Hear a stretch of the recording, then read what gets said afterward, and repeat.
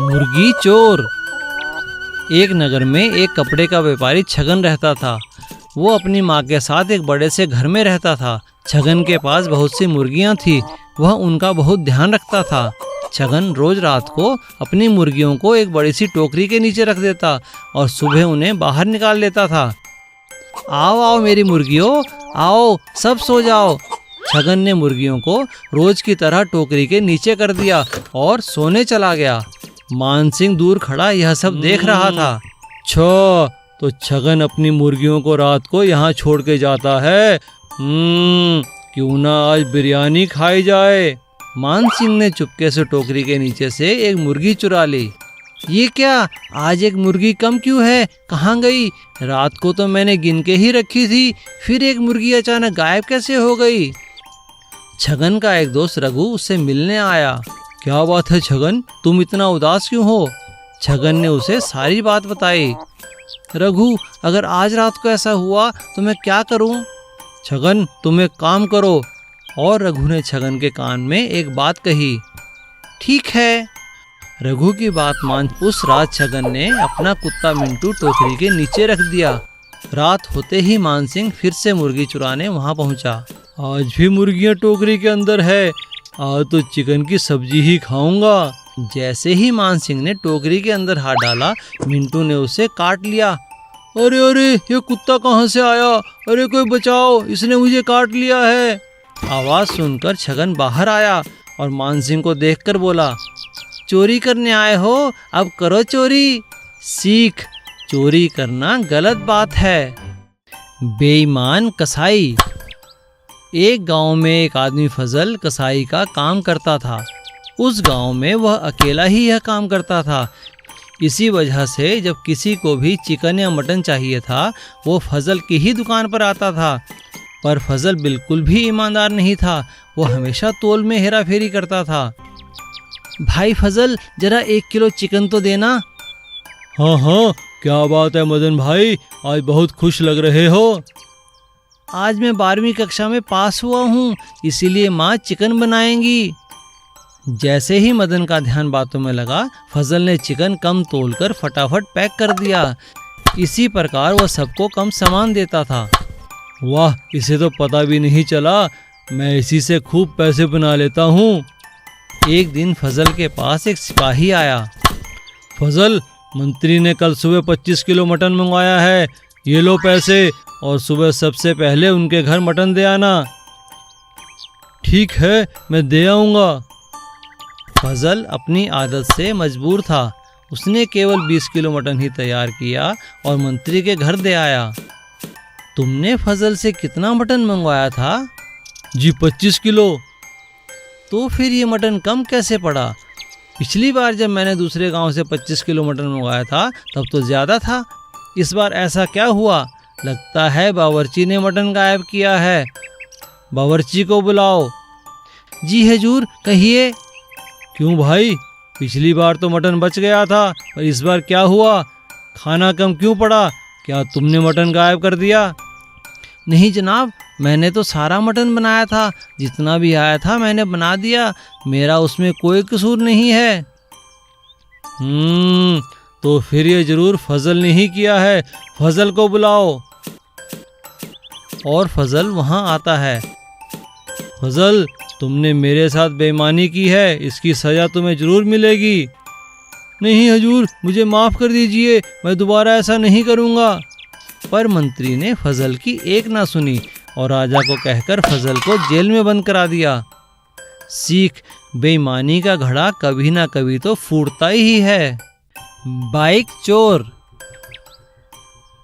एक नगर के बॉर्डर पर एक ईमानदार पुलिस वाले रामचरण की ड्यूटी लगी हुई थी। वह बहुत ही ईमानदारी से अपना काम करता था। सभी गाड़ियों को अच्छे से देखकर ही जाने देता। एक दिन रामचरण नाके पे खड़ा था, तभी एक युवक बाइक पर वहां से जाने के लिए आया। क्या नाम है तुम्हारा? क्या लेके जा रहे हो? साहब, मैं तो बस एक पौधों का व्यापारी हूँ, वही लेके जा रहा हूँ। दिखाओ। देख लो साहब। रामचरण को सब ठीक लगा, इसीलिए उसने युवक को जाने दिया। कुछ दिनों बाद युवक फिर से वहां से गुजरा। इस बार भी रामचरण को कुछ गड़बड़ नहीं लगी, इसीलिए उसने उसे जाने दिया। इस लड़के को इतनी दूर से पौधे लाने की क्या आवश्यकता है? कुछ तो गड़बड़ है जिस पे मेरा ध्यान नहीं गया। अगली बार दोबारा देखूंगा। 2 दिन बाद युवक फिर से वहां से गुजरा। इस बार भी वह कुछ पौधे लेकर जा रहा था। कुछ तो बात है जिस पे मेरा ध्यान नहीं गया। क्या यह पौधों में कुछ लेकर तो नहीं आता, या फिर और कुछ गड़बड़ है? अरे यह क्या, यह तो हमेशा अलग अलग बाइक पर आता है। कहीं ये बाइक चोर तो नहीं? ओहो, अब तो दूर निकल गया होगा। चलो अगली बार देखूंगा। 2 दिन बाद फिर वह युवक बाइक पर पौधे लेकर आया। तब रामचरण ने उससे बाइक के कागज मांगे, जो कि उसके पास नहीं थे। रामचरण ने उसे पकड़कर जेल में डाल दिया। अच्छा बच्चू, हम इसे चालाकी, अब सड़ो जेल में। सीख, कोई कितनी भी चालाकी करे पकड़ा ही जाता है। सब्जी वाला किसान। एक गांव में एक छोटा किसान माधव रहता था। उसका एक छोटा सा खेत था जिसमें वह सब्जियां उगाता था। वो हमेशा अपने खेत में देसी खाद ही डालता था। उसने कभी भी रासायनिक खाद का इस्तेमाल नहीं किया। इसीलिए उसके खेत में काफ़ी कम सब्जियां होती थी, मगर वह सब्जियां बहुत ही स्वादिष्ट होती थी। वही सब्जियां वह गांव में बेचकर अपना गुजारा भी करता था। एक दिन माधव का दोस्त गगन उससे मिलने आया। माधव, तुम्हारा खेत तो काफ़ी बड़ा है, पर इसमें सब्जियां इतनी कम क्यों हैं? गगन, मैं अपने खेत में पूरी मेहनत से काम करता हूँ, पर फिर भी फसल कम होती है, न जाने क्यों। लगता है तुमने खेत में कीटनाशक और रासायनिक खाद नहीं डाले। नहीं भाई, मैंने तो कभी नहीं डाले। सुना है उनसे काफी नुकसान होता है। अरे नहीं भाई, ऐसा नहीं है। सभी किसान यही डालकर तो अपनी फसल बढ़ाते हैं, तुम भी ऐसा ही करो। गगन की बात मान माधव ने भी अपने खेत में कीटनाशक और रासायनिक खाद डालने शुरू किए।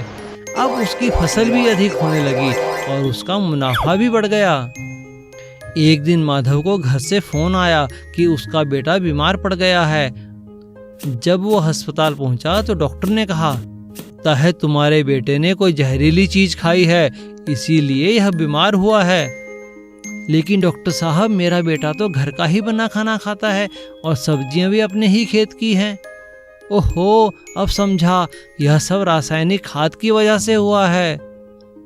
अब माधव समझ गया कि कीटनाशक और रासायनिक खाद से ही उसका बेटा बीमार पड़ा है। उस दिन के बाद से माधव ने कभी खेत में कीटनाशक और रासायनिक खाद नहीं डाले। अब वह पहले की तरह ही देसी खाद डालने लगा और फिर से उसके खेत में स्वादिष्ट सब्जियां उगने लगी। सीख, लालच में आकर किसी की सेहत से खेलना ठीक नहीं है। सोने का चूहा।